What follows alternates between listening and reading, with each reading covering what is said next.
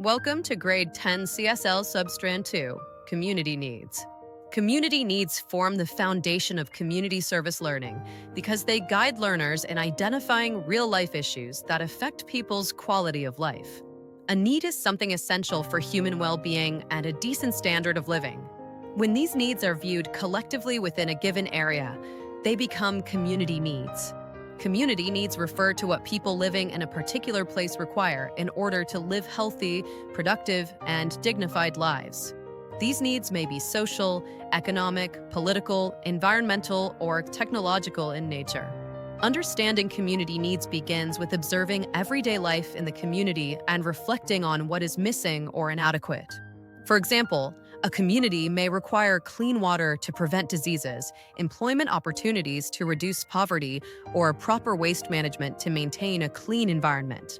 Through discussion and observation, learners come to understand that community needs are not the same everywhere.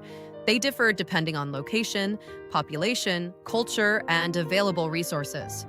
Community needs can be grouped into different categories to make them easier to understand and address.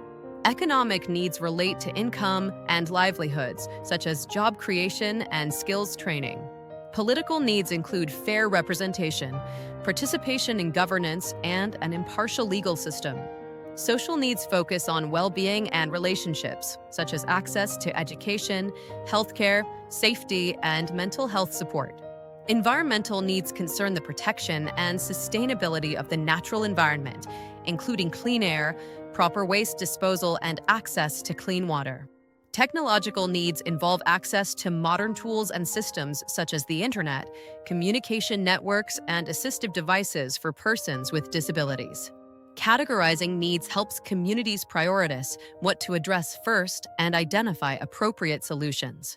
Before undertaking any CSL project, it is important to follow clear steps to determine the needs to be addressed in the community. The first step is planning.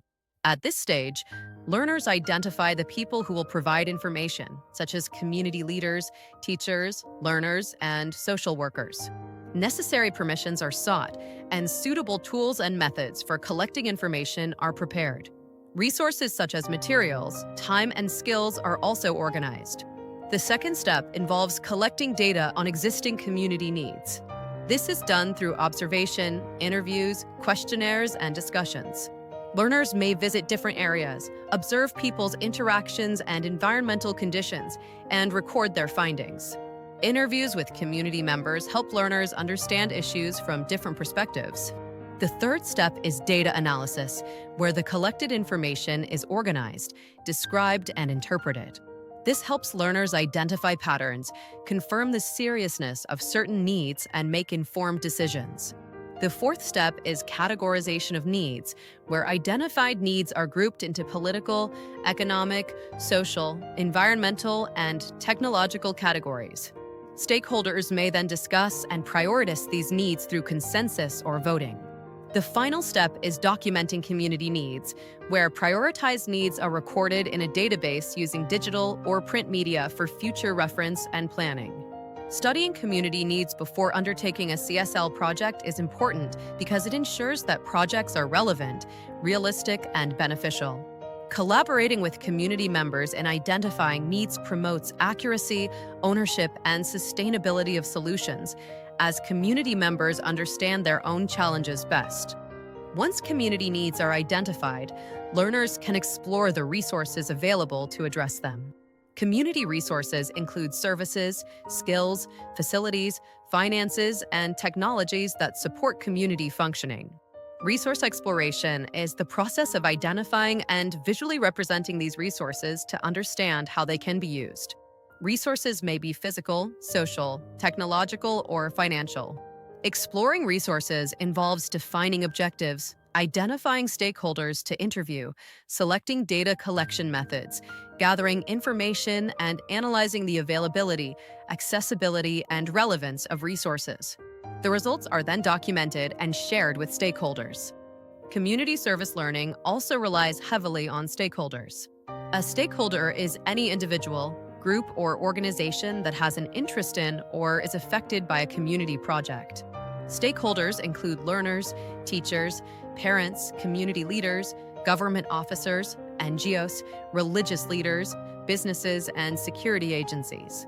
They provide support through skills, finances, materials, guidance, and advocacy.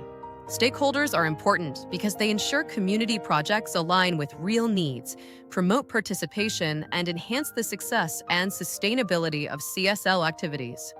Engaging stakeholders involves defining objectives, identifying relevant partners, determining how and when to engage them, and clearly outlining their roles.